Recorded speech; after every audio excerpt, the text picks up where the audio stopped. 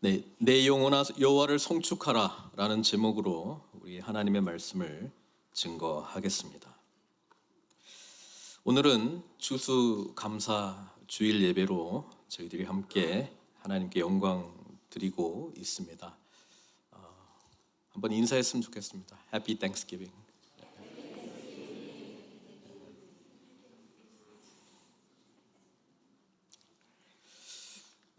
저는 올해 추수감사주일이 또 특별한 것은 제가 작년에 여러분들과 함께하지 못했기 때문입니다. 저희 부친 장례 때문에 제가 한국에 있었고, 그래서 우리 하나님께서 이제 좀 특별한 은혜를 오늘 예배 가운데 주시는 것 같은데, 이렇게 그 추수감사주일 예배를 우리 성도님들과 함께 드리는 것이 하나님의 은혜다라는 생각이 또 찬양 드리면서 들으면서 또 여러 가지 좀 생각이 들었습니다. 하나님 앞에 살아간다라고 하는 것은 그 감사를 배워가는 여정이다, 이렇게 말할 수 있을 것입니다. 우리는 하나님을 만나서 사실 이 감사의 이 고백이 더 풍성해지는 것이죠.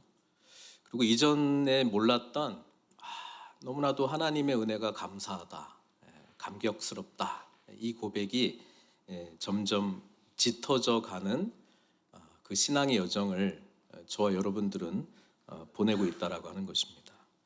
시편 103편은 다윗의 시인데 다윗이 아마 노년에 지은 시가 아닐까 이렇게 생각해 볼 수 있습니다. 다윗은 산전수전 다 겪은 사람입니다. 청년 때에 기름 부음을 받고 골리앗을 무찌르는 그런 놀라운 은혜도 있었지만은, 그리고 마침내 오랜 그 고난의 시간을 통해서 도망자로 다니면서 사울이 나를 언제 죽일까 이런 극심한 위험 속에서도 인내하면서 마침내 왕이 되었지만, 왕이 되고 나서 하나님의 이런 영광스러운 통치 이후에 우리는 무너져가는 다윗을 성경의 이야기를 통해서 보게 됩니다. 가정적으로도 힘들었고 내적으로도 정말 하나님의 기름 부음 받은 사람이 어떻게 이런 죄를 범할 수 있을까 싶을 정도로 처참하게 죄 가운데 무너진 다윗을 보게 되었고, 그 자녀들과 국가 전체가 이 다윗의 죄로 인해서 얼마나 흔들흔들 거렸는가를 우리는 사무엘하의 이야기를 통해서 보게 된다라고 하는 것이죠. 그래서 오늘 다윗의 시가 내 영혼아 여호와를 송축하라, 이렇게 자기 자신에게 명령을 하고 있는 것입니다. 다윗 자신이 자기 영혼한테 내 영혼아 여호와를 송축하라, 이런 다윗의 시편 고백이 여러 군데 나오긴 하는데, 저는 다윗이 이런 극심한 고난, 고통 가운데의 삶 속에서 어떤 영적인 훈련을 했을까 좀 생각해 보면은 감사 훈련을 했다고 저는 생각을 합니다. 자기에게 명령합니다. 감사할 수 있는 상황이 아닙니다.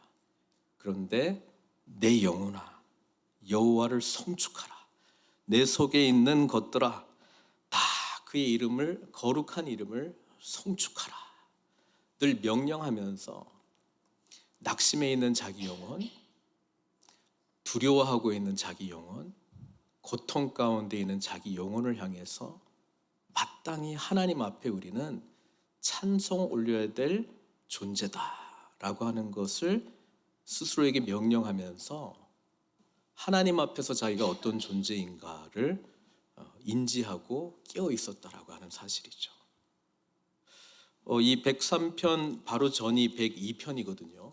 이것도 다윗의 시가 아닐까 저는 그렇게 생각합니다. 101편도 다윗의 시, 103편도 다윗의 시인데 다윗의 시라고는 제목이 안 돼 있는데 다른 제목이 있어요. 어떤 제목이냐면 길어요.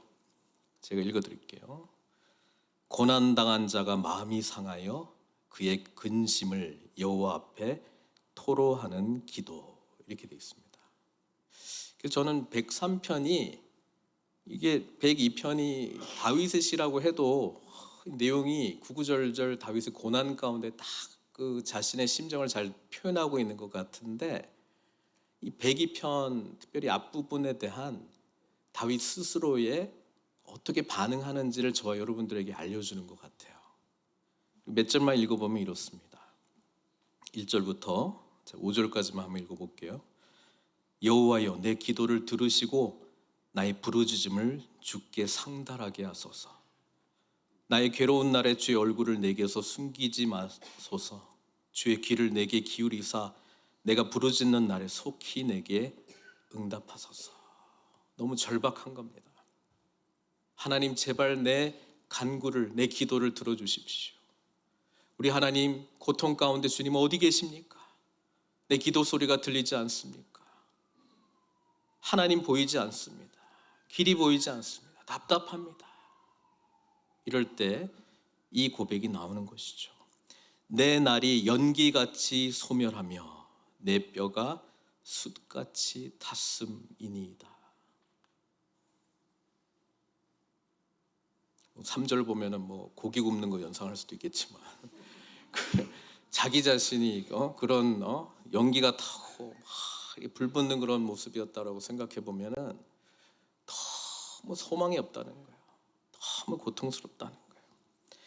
내가 음식 먹기도 잊었으므로 내 마음이 풀같이 시들고 말라버렸사오며 나의 탄식 소리로 말미암아 나의 살이 뼈에 붙었나이다. 어마어마한 고통 가운데 있다는 것이죠. 밥도 생각이 나지 않고 뭘 하고 있는지, 그냥 나는 이렇게 죽는구나, 절망 가운데 있습니다. 후반부로 가면서 다시 이 고통 가운데 있는 부르짖음이 바뀌기는 하지만 그렇게 소망적이진 않습니다. 하나님께서는 여전히 나의 날수를 짧게 했다. 하나님께서는 공의로우신 분인 건 알고 있지만 지금 자신이 처한 상황은 너무 고통스럽고 힘들다. 다윗이 범죄하고 그 범죄로 인해서 자신의 아들들이 또 엄청난 범죄를 저지르고 또 반역까지 하는 그런 일들을 겪으면서 다윗은 그냥 이 죄가 얼마나 무서운 것인지를 절감하고 있었을 거예요. 그러면서 내 죄도 내 죄인데 이 죄의 결과가 얼마나 파괴적인지, 나라 전체가 그냥 흔들흔들 정도의 이런 어마무시한 죄구나라고 하는 것을 느끼면서 하나님을 부르짖기는 하지만 두려움으로 고통 가운데 부르짖고 있었다는 것이죠. 그때도 다윗은 하나님의 은혜를 발견했습니다. 그럼에도 불구하고 언약을 신실하게 지키시는 하나님을 경험했다라고 하는 것이죠. 그래서 103편이 제가 보기에는 이 102편, 본인인지 또 누구 다른 사람을 생각하면서 쓴 편지, 그 시편인지는 모르겠습니다만은 답을 주고 있는 것 같아요. 명령하라는 거예요. 내 영혼아, 여호와를 송축하라. 내 속에 있는 것들아, 다 그의 거룩한 이름을 송축하라. 내 영혼아, 여호와를 송축하며. 그냥 송축하는 것이 아닙니다. 2절에는 근거가 있습니다. 우리가 하나님을 찬양해야 될 이유, 감사드려야 될 이유가 있다는 것이죠. 그의 모든 은택을 잊지 말지어다, 이렇게 말합니다. 은택은 NIV 영어 성경은 benefit이라고 번역을 했습니다. 그러니까 뭔가 하나님을 믿게 되면, 하나님의 언약 백성이 되면, 자녀가 되면은 거기에 따르는 베네핏이 있다는 거예요. 그거를 잊지 말라는 거예요. 우리 한글 성경은 은택으로 이렇게 번역을 해놨는데 그게 은혜를 통한 혜택을 말하고 있습니다. 은혜의 혜택. 그래서 은택. 우리가 하나님 앞에 감사, 찬송 올려드리기 위해서 뭘 해야 되냐면은 하나님이 저와 여러분들에게 이미 베풀어 주신 것을 기억하고 붙드는 것입니다. 그래서 thank, 감사하다라고 하는 이 단어는 think에서 나온 거잖아요. 그러니까 생각을 잘해야 돼요. 믿는 사람들은 생각을 잘해야 돼요. 그 생각은 하나님에 대한 생각입니다. 특별히 믿음은 하나님께서 저와 여러분들을 위해서 행하신 일을 믿는 거거든요. 그게 뭐겠어요? 지금 여기 본문에 나오는 은택을 잊지 말지어다, 그거 하는 거거든요. 그래서 날마다 선포해야 됩니다. 우리가 해야 될 훈련이 있다면 날마다 그리스도 예수 안에서 나에게 어떤 benefit, 어떤 은혜, 어떤 축복이 주어졌는가, 그것을 늘 기억하는 훈련을 해야 됩니다. 이게 내 영혼을 깨웁니다. 내 생각을 바로잡습니다. 그리고 내 마음을 하나님께로 엽니다. 그러면 내가 그 이후에 해야 되는 사고들은 하나님께서 나에게 베풀어 주신 놀라운 은택을 근거로 해서 반응하게 되어 있습니다. 하나님을 알지 못한 사람들은 이 은택이 없어요. 은혜의 혜택이 없다는 거예요. 그러니까 자기가 짜내야 돼요.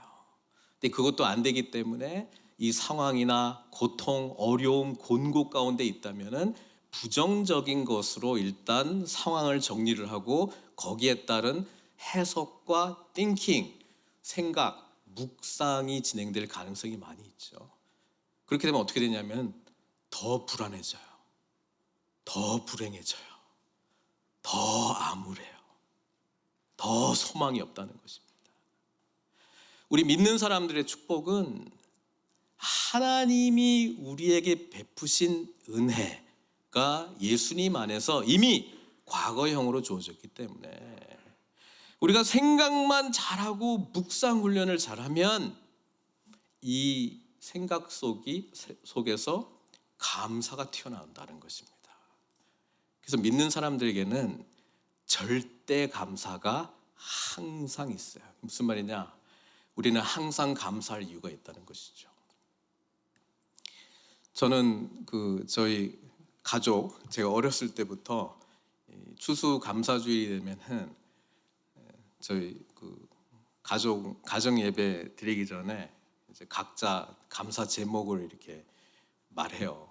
그러면은 한 개당 저희 어머니가 이렇게 금액으로 환산해가지고 헌금을 이렇게 바쳤는데 어느 날 보니까 100개가 넘었어요. 그러니까 좀 개당하긴 좀 그렇다 해가지고 그런 좀 기억이 나긴 하는데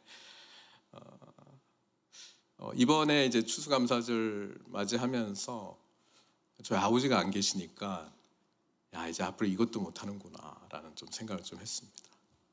사실 이제 뭐 한국에 계시고 선교지에 계시고 저도 미국에 있고 하다 보니까 시간 맞추기가 좀 어려워서 간혹 한 적은 있었는데 인터넷으로 이렇게 올려가지고 한 적이 있었는데 또 이렇게 하다 보니까 좀 언젠가 또 하면 되겠지 이런 마음이 좀 있었던 것 같긴 한데 지금 생각해 보니까 이제 아버지랑은 이제 할 수 없겠구나라는 생각이 좀 들어가지고 좀 더 많이 할 걸, 감사의 제목들을 늘 나눌 걸, 이런 생각을 좀 했습니다. 그럼에도 불구하고 저희 아버지께서는 이제 글을 남기셨잖아요. 그래서 오늘 새벽에도 좀 잠이 안 와가지고 예전에 나눴던 이제 카톡을 이제 쭉 보니까 카톡이 참 좋은 것 같아요. 돌아가셔도 카톡은 남더라고. 그런 의미에서 카톡도 좋은 말만 남기셔야 돼요. 나쁜 말 남기면 이것도 영원히 가. 근데 참 감사의 고백이 많이 있었고 주로 나눴던 이메일이나 이런 것도 좀 찾아보면은 제 설교를 달라는 게 많았어요. 그래서 저희 아버지가 여러분들은 모르겠지만은 제 설교를 참 좋아했구나. 그리고 작년 여름에도 마지막 남기셨던 말들 중에 계속 복음으로 설교하라, 그걸 이제 남기셨던 게 저에게는 이제 유언이 되었습니다. 어쨌든 오늘 다윗은 삶 속에서 여러 가지 아픔과 어려움들을 거치면서 이 5가지 은택을 이야기해요. 오늘 시편에서는요. 1절부터 5절까지 5가지를 이야기하는데 이게 뭐냐면은 우리가 잊어버리지 말아야 될 게 3절에 이렇게 되어 있습니다. 첫 번째가 뭐냐? 내 모든 죄악을 사하시며. 죄 사함의 은택을 기억하라는 거예요. 다윗이 왜 이거를 제일 먼저 이야기했을까요? 자기가 죄 때문에 어마어마하게 고통스러운 삶을 살고 있거든요. 그런데 하나님이 죄 사함의 은혜를 자신에게 줬다는 것이 자기에게는 너무 감사한 일이에요. 그러니까 노년의 다윗이 자신의 삶을 보면 아픔이 많아요.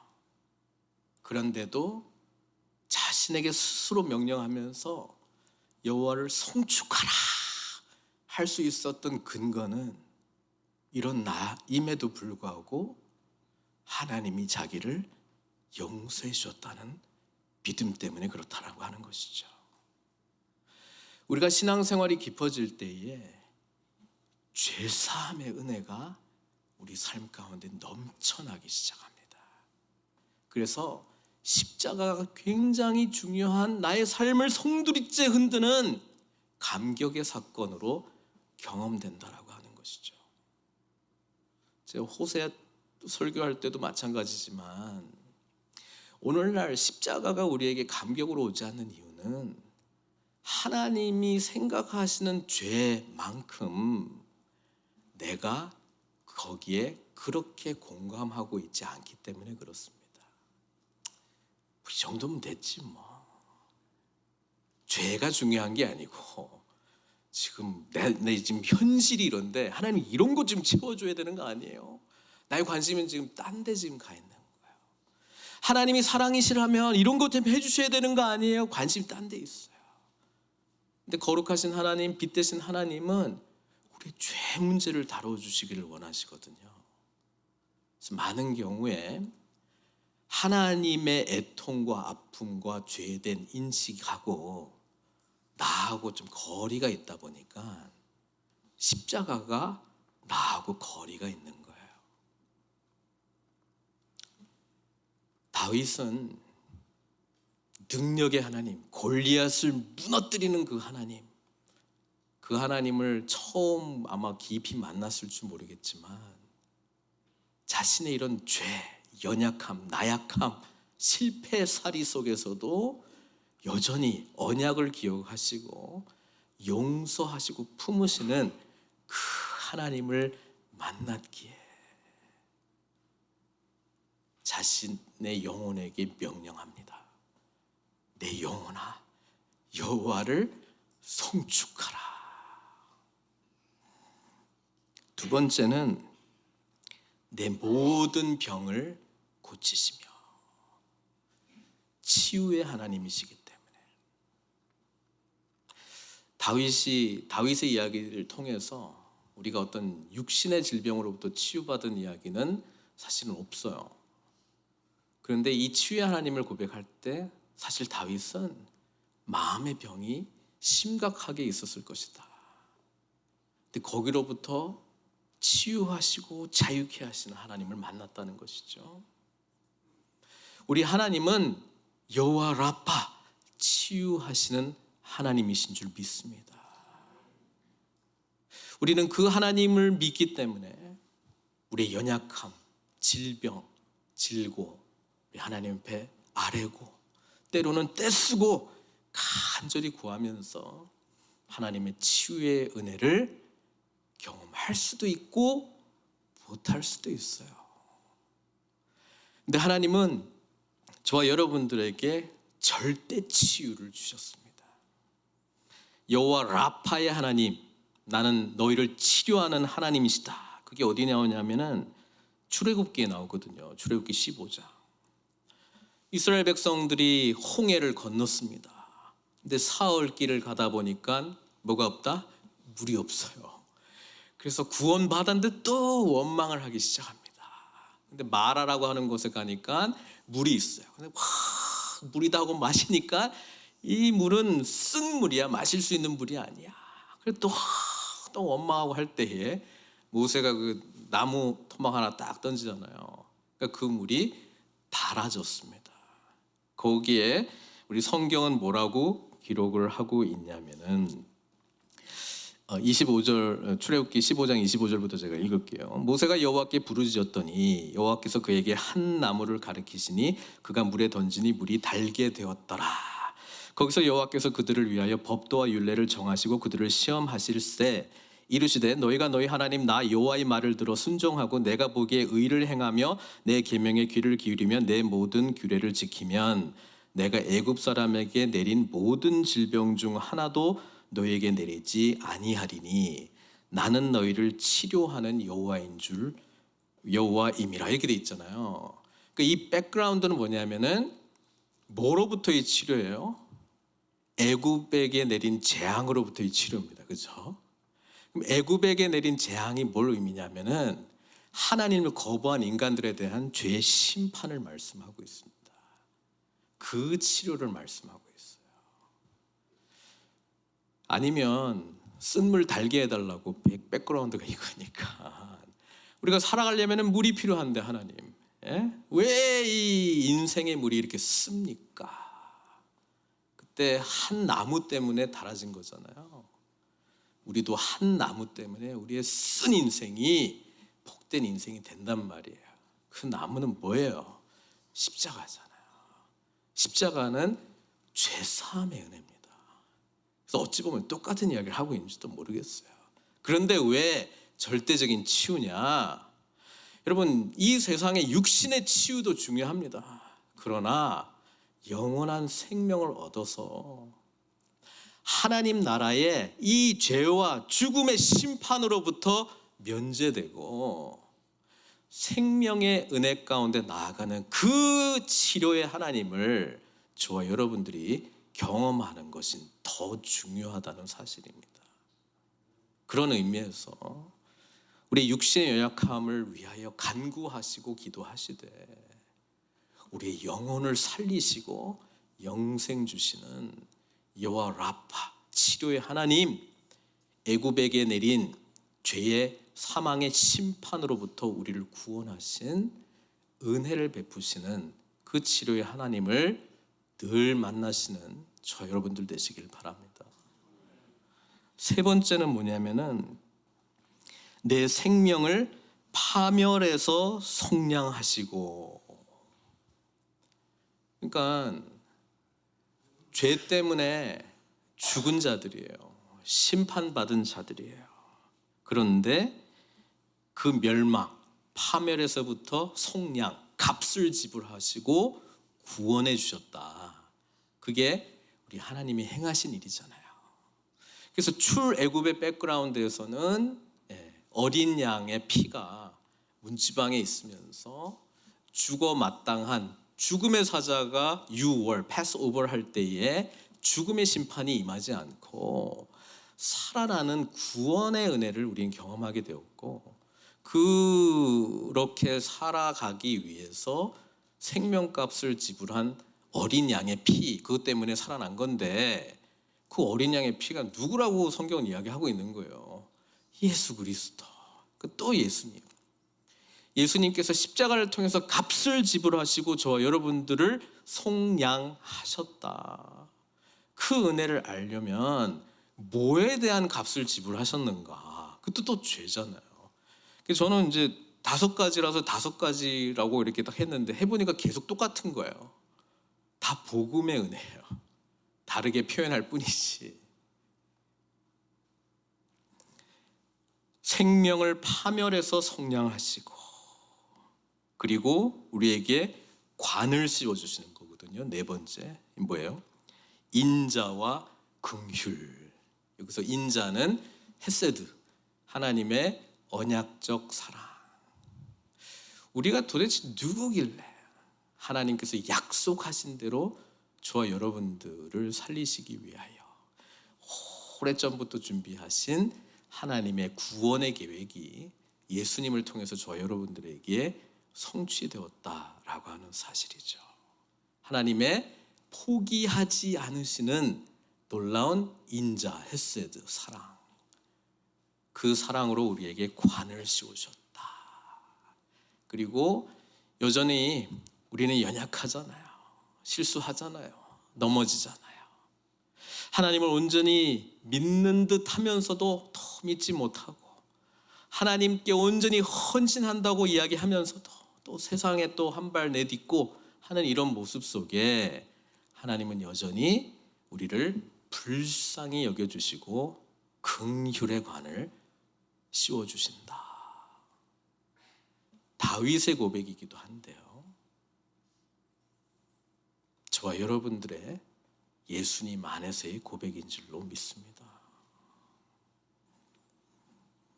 그리고 다섯 번째는 좋은 것으로 내 소원을 만족하게 하신다. 우리 다윗이 사울로부터 쫓겨다니면서 고백했던 시편 23편의 위대한 고백이 여기 나오는 거잖아요. 여호와가 나의 목자시니 내가 부족함이 없으리로다. 다윗은 만족이라고 하는 것을 결핍, 세상적 결핍을 경험하면서 하나님만으로 만족하는 것을 경험을 한 거예요. 진짜 만족한 삶을 우리는 살아가고 싶어 해요. 그래서 이것도 있으면 좋고 저것도 있으면 좋고, 그렇죠? 뭐 큰 거 아니라도 뭐 소소한 뭐 이런 기쁨들 있으면 나는 좀 만족할 것 같다. 근데 생각해 보면 늘 바뀌어요. 그거 얻으면 또 불만족이 생기는 게 죄성 가운데 있는 저와 여러분들의 현실이라고 하는 것이죠. 우리는 우리를 창조하신 창조주가 우리 삶의 진정한 왕으로 오실 때에, 그분의 형상이 온전히 회복될 때에, 그분 안에 우리가 깊은 사랑의 교제를 누릴 때에 우리는 그 어떤 것보다도 빼앗길 수 없는 만족을 누린다라고 하는 것이죠. 그 만족이 무엇인지 하나님께서 이 깨진 세상 속에서 저와 여러분들을 이끌어 가시면서 알려주시는 거예요. 여러분, 말씀 충만하면 만족합니다. 성령 충만하면 아골골짜기에 있어도 소망의 문으로 보인다는 것입니다.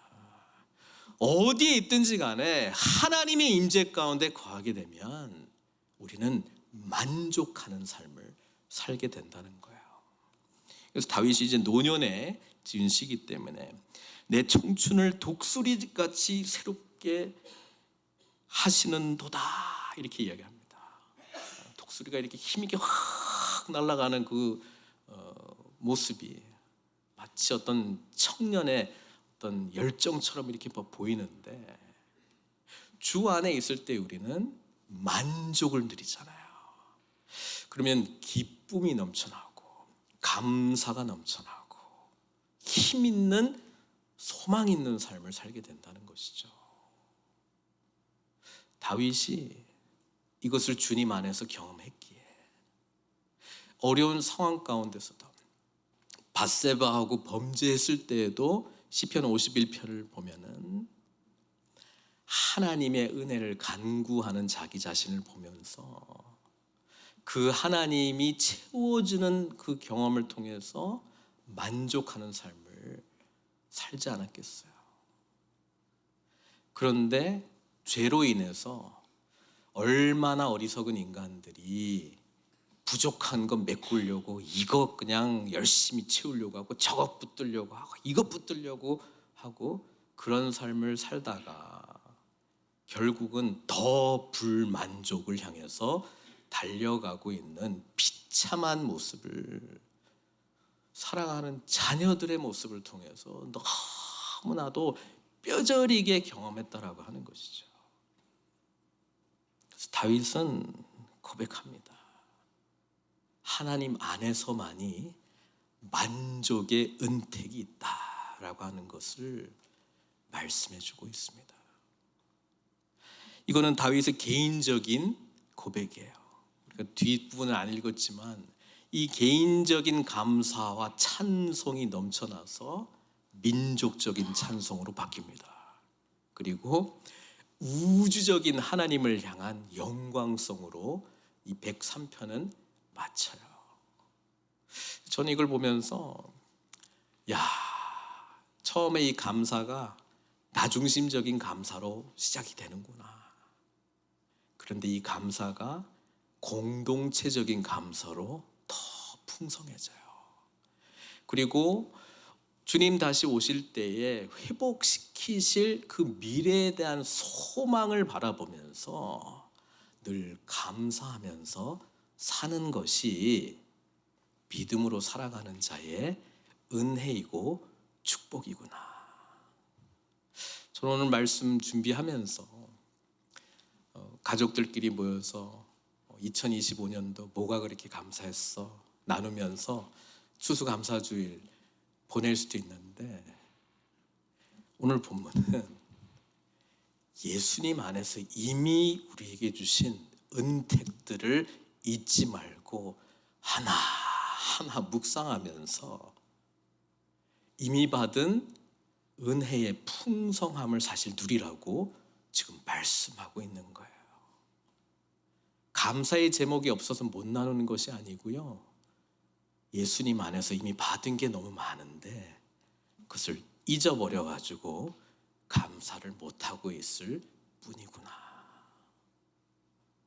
사랑하는 성도 여러분, 감사는 생각에서 나오는 건데요, 예수님을 통해서 이미 저와 여러분들에게 주신 은택들을 하나하나 다시 살피시고 찾으시고 묵상하시고 내 머리에, 내 가슴에, 내 삶에 뿌리박게 하셔가지고 하나님 앞에 늘 감사하시는 저와 여러분들 되시길 주님의 이름으로 축원드립니다.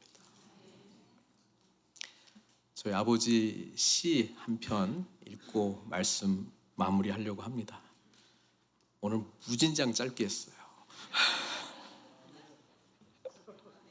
감사하죠.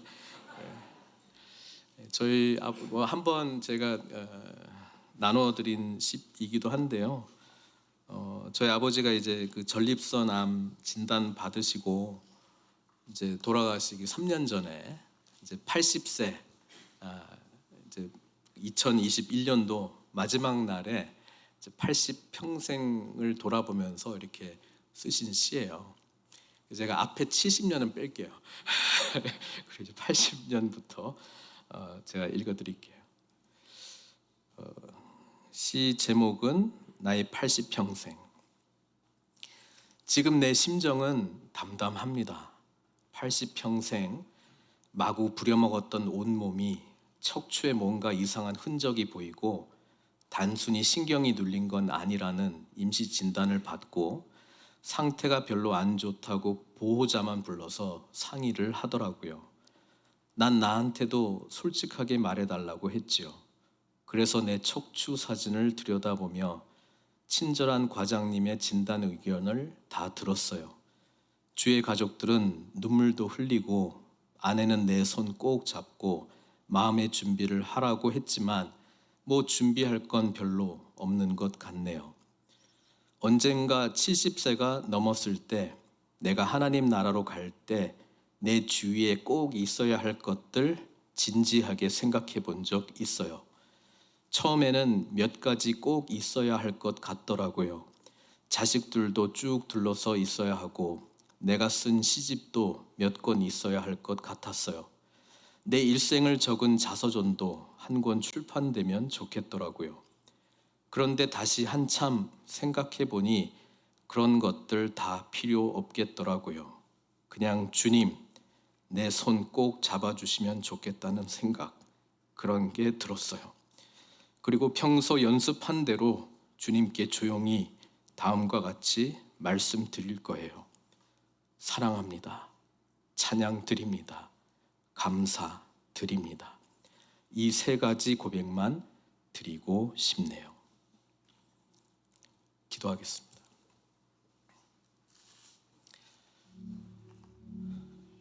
감사의 추수감사주의를 맞이하면서 사실 우리가 하나님 앞에 올려드려야 될 감사의 제목들 참 많이 있습니다. 다른 어떤 그 무엇보다도 예수님 안에서 이미 우리가 받은 게 너무나도 많습니다. 여러분, 그 은택들을 잊지 말라고 산전수전 다 겪은 다윗이 저 여러분들에게 권면하고 있어요. 여러분, 잊지 마십시오.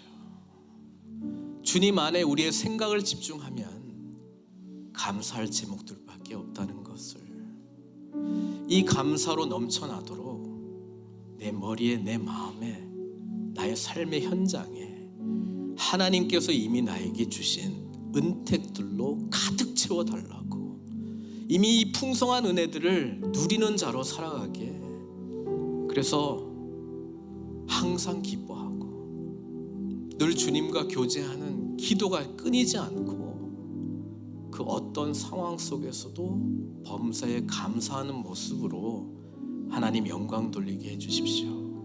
우리 이 기도 우리 하나님께 올려드리도록 하겠습니다. 함께 기도하시겠습니다.